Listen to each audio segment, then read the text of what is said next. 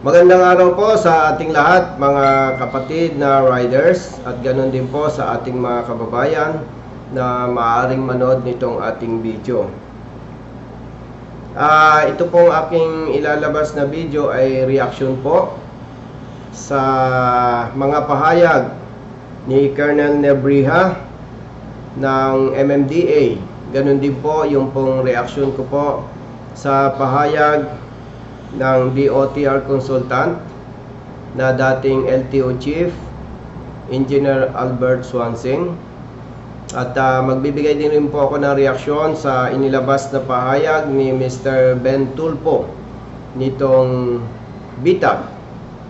Kung mapapansin ninyo po, nitong mga nagdaan, maraming araw na rin po ang nagdaan na parang ako po ay tahimik lamang dito sa issue na ito. Pero nakiliti po ako dito sa huling nabasa ko dito sa comment ni Colonel Nebrija. Sabi po niya dito, tama po, huli ng enforcer, idol. Ganito po sabi niya, tama po, huli ng enforcer, idol nyo mali, ha ha ha ha, siya turuan ninyo.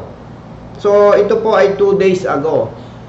Ibig sabihin po ay hanggang sa kasalukuyan po ay naniniwala po si Colonel Nebrija na tama ang ginawang panghuhuli at paninikit ng kanilang enforcer sa rider na hindi nakasapatos ang kanyang angkas, ang kanyang asawa.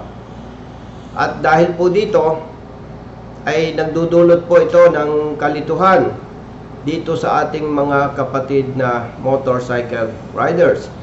Lalong-lalo na po yung ating mga kapatid na motorcycle riders na nagagawi o taga roon sa Metro Manila. Lilinawin ko lamang po sa ating lahat, ito pong issue na ito ay hindi Colonel Busita versus Colonel Nebrija. Huwag po tayong magpadala sa issue na parang kami po ni Colonel Nebrija ay nag-aaway dahil dito sa nangyaring insidente. Ang usapin po dito ay ang tamang pagpapatupad ng batas para hindi maabuso o maperwisyo ang sino mang rider na nagagawi sa Metro Manila. Lilinawin ko po, ako po ay hindi nakikipag-away kay Colonel Nebrija. Kaya ginagawa ko ito. Ito po ay sa abot po ng aking makakaya ay nais ko lamang pong ipagtanggol ang panig ng ating mga kapatid na riders. Kung mapapansin naman po ninyo, yung mga nauna kong videos ay ako po ay walang pinipili. Basta tama ang rider, wala po akong pinipili. Ipinaglalaban ko po ito sa maayos na pamamaraan. At napansin nyo naman po na matapos kong maaksyonan ang aking pagtulong dito sa ating mga kapatid na riders, ganun din ang mga truck drivers na humingi ng tulong sa atin. Siguro naman po ay napapansin ninyo na ang enforcer o ang police o ang sinita nating riders ay nagpapapicture pa po kasama ako. Ito po ang patunay na hindi naman po ako bastos o siga kapag ka po ako ay may inaayos na problema. Ito pong nangyari na issue, ito nga pong backrider na nakasandals, ang nangyari po nito ay tumawag sa akin itong rider. Ganon din po ang kanyang asawa. At sinabi po nila na natikitan ang rider dahil nga ang kanyang backrider, ang kanyang asawa ay hindi nakasapatos. At syempre po, alam naman po nating lahat na ako po ay may advokasya at kapag tama po ang rider o ang driver at mali ang enforcer o ang police, ipinagtatanggol po natin ang rider. At hindi po ako, wala po akong karanasan na binaraso o ano paman kapag ka mali ang rider o ang driver. Yun lamang po ang pwede kong ipagmalaki, na hindi po ako pumapadrino sa mali. So yun na nga po, humingi po ng tulong sa akin ng mag-asawang riders, at base naman sa batas ay hindi po dapat hinuhuli ang backrider o ang rider kapag ang kanyang backrider ay naka-tsinelas o hindi nakasapatos.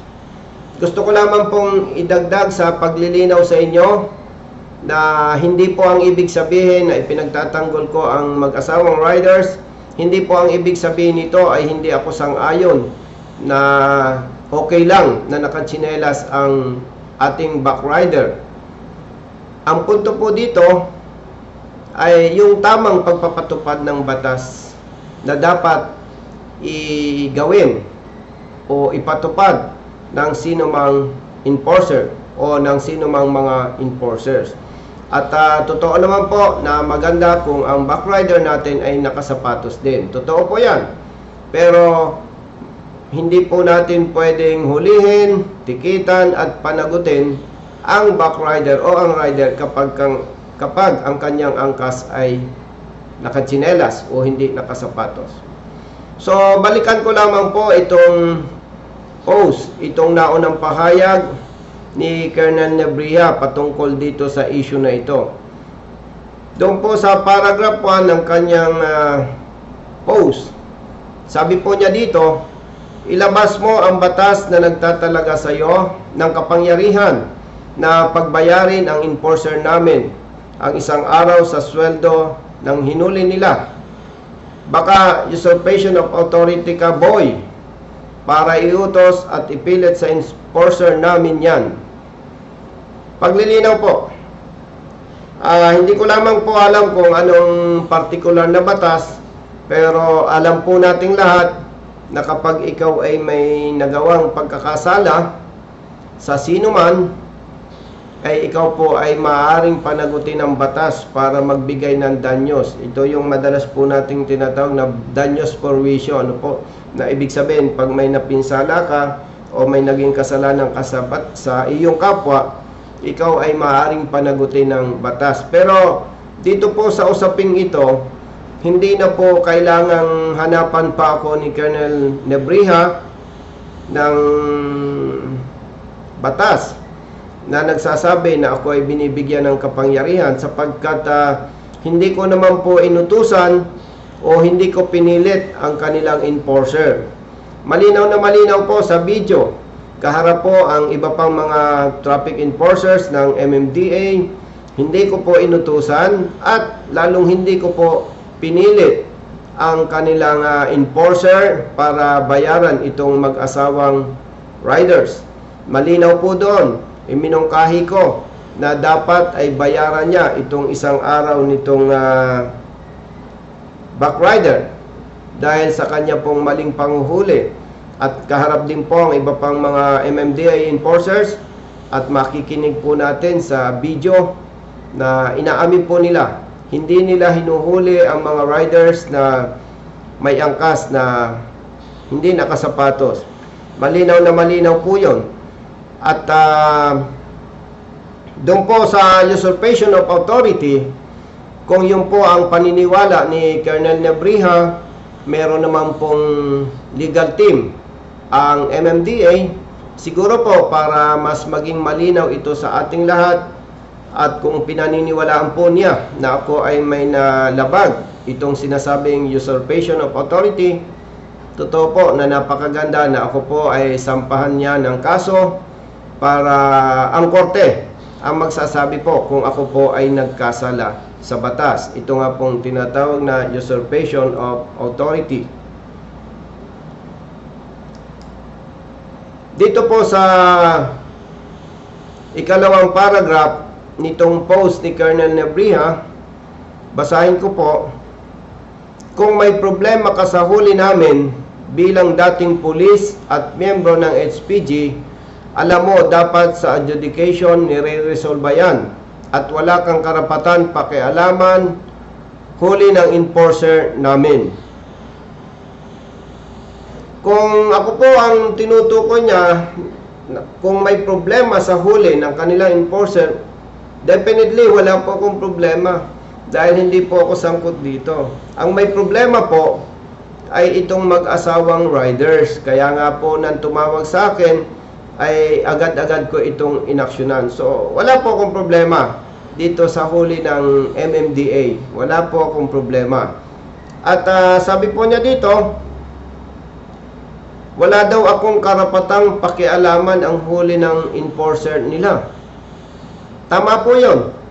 Wala po akong pakialam. Wala akong authority. Wala ako sa posisyon.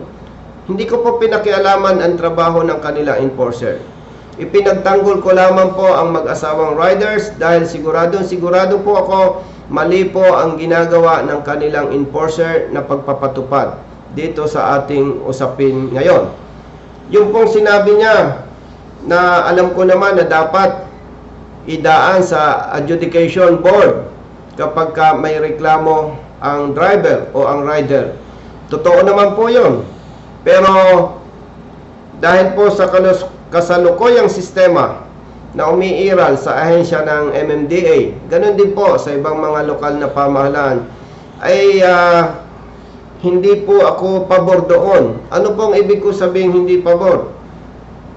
Kapag ka po tumawag sa akin ang rider o ang driver at nakita ko na may mali sa pagpapatupad ng batas, agad-agad ko na po itong hinaharang. Dahil bakit kailangan nating paabutin pa sa adjudication board kung doon pa lamang sa panguhuli ay maharang na natin? So ganun po. At ako naman po ay walang natatanda ay pinagtanggol na tama ang pulis o ang enforcer. Ang pinagtatanggol ko po kapag nakikita ko po na alinsunod sa batas ay tama ang panig ng driver o ng rider. Doon po. At yung pong nabanggit niya na due process, ay alam niyo po, napakagandang pakinggan.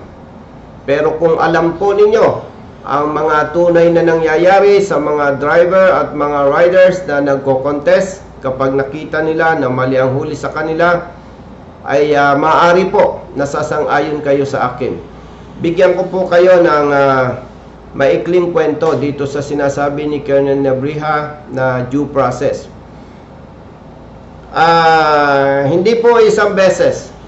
May ilang mga riders na po akong tinulungan dito sa sinasabing pagko-contest. Paano po umabot sila sa pagko-contest? Sila po ay tumawag sa akin na sila ay nahuli na at natikita na. So, ang mangyayari na lamang po, papayuhan ko sila kung ano ang dapat gawin. So, may ilang mga riders na po akong natulungan. Ganito po ang masama at hindi magandang dinadanas ng mga ito. Ilang araw po silang magpabalik-balik sa adjudication board para sa kanilang contest. Karaniwan po dyan 3 days, 4 days or higit pa kung minsan. So ito pong mga ito ay siyempre yung araw na pabalik-balik sila sa MMDA office, sila po ay of course absent sa trabaho, walang kita. At siyempre maliban sa absent sa trabaho ay sila po ay magagastusan sa kanilang transportation. At karaniwan po sa mga ordinaryong manggagawa ay mga no work, no pay. Ibig sabihin, no work, no pay. Pag absent, walang kita, walang sweldo. So kung sila po ay 3 days or 4 days nagpabalik-balik sa adjudication board ng MMDA at malaki ang kanilang nagastos, malaki ang perang nawala sa kanila na dapat ay gastusin na sa pamilya. Yes, totoo po. Napakapatas naman po ng adjudication board ng MMDA, itong kanilang mga lawyers. At yung po ang sinasabi ko ay base sa aming karanasan dito sa aking mga tinutulungan. Kapag ka po nila nakita na may merit ang panig ng driver o ng rider, ito naman po ay nare-resolba in favor of the rider or in favor of the driver. Ito lamang po ang problema. Matapos po na may panalo ng rider o ng driver ang kanilang contest, wala po silang natatanggap na danyos. Wala po. Sa madaling salita, kansilado lamang ang huli sa kanila. Yung gastos na nawala sa kanila, ay sorry na lang yon. Sorry na lang po yon. At ang masakit pa po dito, base po dito sa aming mga karanasan, ano po, hindi ko naman sinasabing lahat. Base po dito sa karanasan ng aking mga tinulungan, after na makansila ang huli sa kanila, itong enforcer ng MMDA ay hindi naman po nila pinapanagot. Parang okay lang, wala lang. So, sa madaling salita po, kung ating uunawain yung sinasabi ni Colonel Nebria na due process, maganda po sa tenga, ang ganda pakinggan.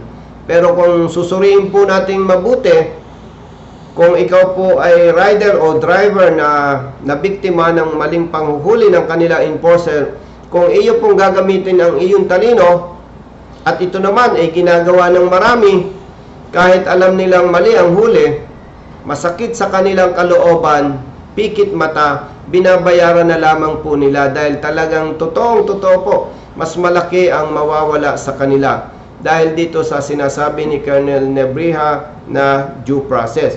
Hindi ko po alam kung alam ito ni Colonel Nebria, dahil siguro po kung alam niya, baka tatahimik na lamang siya.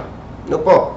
Kung alam naman niya itong aking mga nabanggit, hindi ko alam kung ano itong sinasabi niya na due process. So total, para po sa akin, talagang itong due process na sinasabi niya ay maganda lang sa tenga. Pero sa parte po ng driver o ng rider, talagang ito po ay perwisyo. Perwisyo po talaga. Kahit manalo sa contest, kung ating susuriing mabuti, overall, talo pa rin po ang driver o ang rider, kahit na ang mga ito ay nasa katwiran. At ang nagkamali namang enforcer ng MMDA ay hindi po nila pinapanagot. Siguro po, maaaring pasinungalingan ito ni Colonel Nebria, at syempre, siya naman po ay opisyal at responsible public servant. Kung kanya po itong pasinungalingan, syempre, hindi po maaari ang kwento. Kailangan ilabas po niya ang mga patunay na itong mga riders at mga drivers na nag-contest ay kanilang binayaran ang danyos at kanilang pinanagot ang mga enforcers na napatunayang nagkasala. Nabanggit niya rin po dito na kung gusto ko raw mag-apply na hearing officer ng MMDA, mag-apply daw po ako. Ay alam niyo po, hindi naman ako nagyayabang. Ay kahit po sa panaginip, hindi ko naisip yan. Bakit po? Ay kung mag-hearing officer naman ako, limitado rin naman po yung aking capacity. Ibig sabihin, hindi ko na po kailangang mag-apply bilang hearing officer. Dahil po sa mga karanasan ko, magagaling naman yung kanilang mga lawyers, yung mga hearing officers nila. At nakita ko naman na talagang patas po sila. So, meaning, doon po sa punto na yon, walang problema. Walang problema. Kaya, ito naman ay napag-uusapan lang, hindi ako kailangan ng MMDA para mag-hearing officer dahil napakagagaling po ng kanilang lawyers. Wala po doon ang problema Ang problema po doon, yung kapag naresolba ang kaso, at naipanalo ng rider o ng driver ang kanilang contest, yung danyos, at hindi rin napapanagot ang kanilang enforcer.